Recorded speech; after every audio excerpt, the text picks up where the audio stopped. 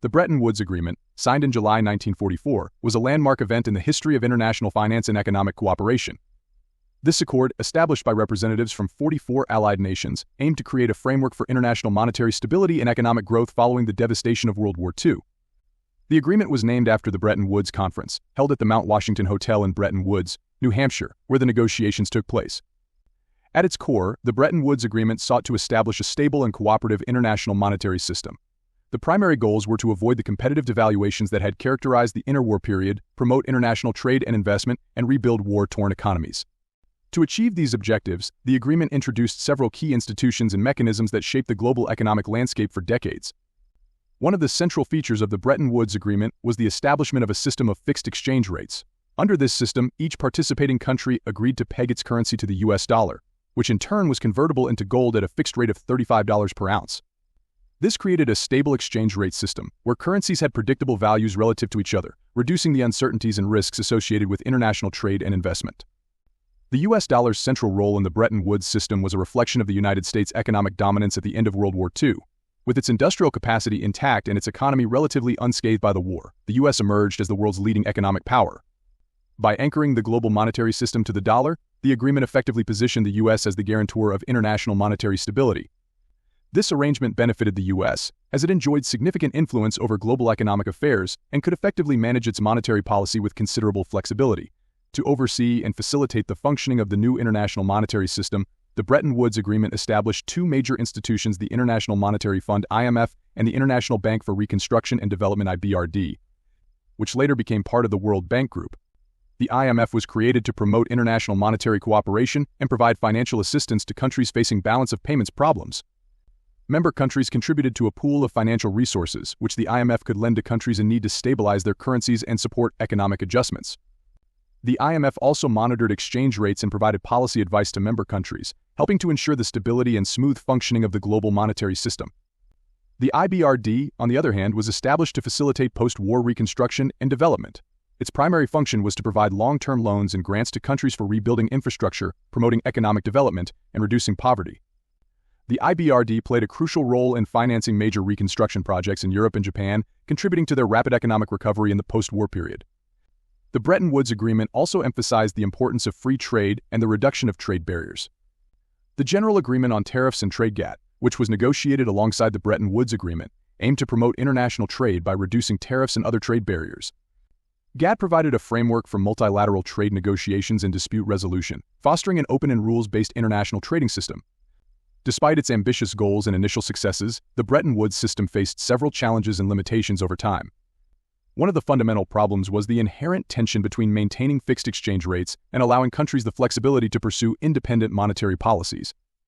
This tension became increasingly evident as the global economy evolved and countries faced different economic conditions and priorities.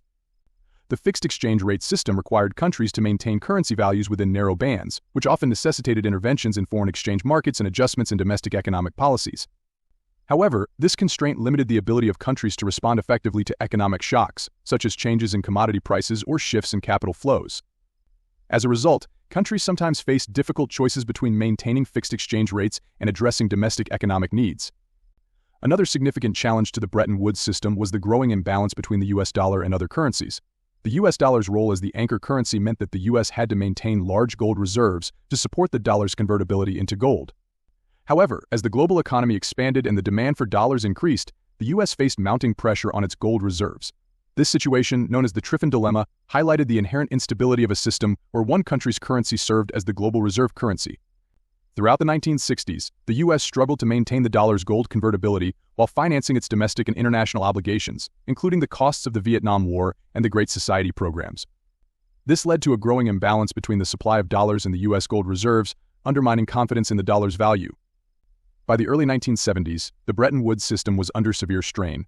In August 1971, President Richard Nixon announced the suspension of the dollar's convertibility into gold, effectively ending the Bretton Woods system of fixed exchange rates. This decision, known as the Nixon shock, marked the transition to a system of floating exchange rates, where currency values are determined by market forces rather than fixed pegs. The collapse of the Bretton Woods system had profound implications for the global economy.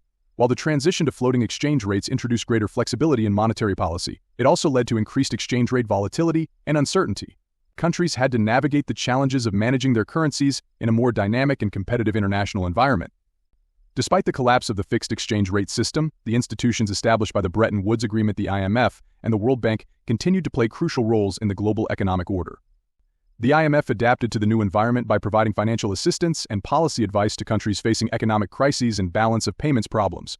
The World Bank expanded its focus to include a broader range of development issues such as poverty reduction, education, and health.